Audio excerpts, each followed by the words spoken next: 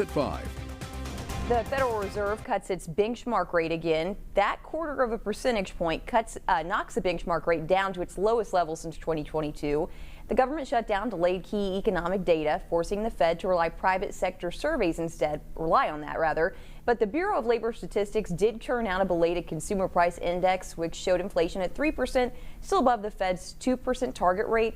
The real indicator for the Federal Reserve: weakness in the labor market. After the July meeting, we saw the downward revisions in job creation. We saw a very different picture of the labor market, and it suggested that there were higher downside risks to the labor market than we had thought. This is the Fed's second straight rate cut, lowering borrowing costs on things like credit cards and auto loans. You could soon see some immediate changes to your daily life after that Fed rate cut, while other effects may take a bit longer. Keith Grant in the newsroom. So Keith, let's start with the changes people will notice right away. Well, Mike, those almost immediately, your credit card interest rates will drop. That's welcome, of course, for anyone carrying a balance on their cards right now. A Kansas economist says you'll see those drop about 0.25%.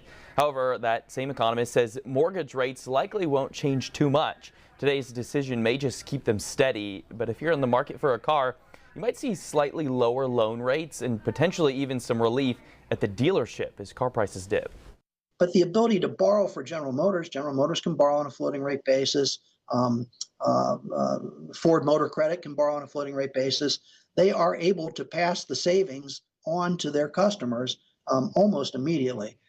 All right, looking ahead now, the Fed will meet again next month. Chair Jerome Powell didn't sound too committed to another rate cut, citing shifts in employment, ongoing layoffs, and slowed hiring as factors that could affect that next decision.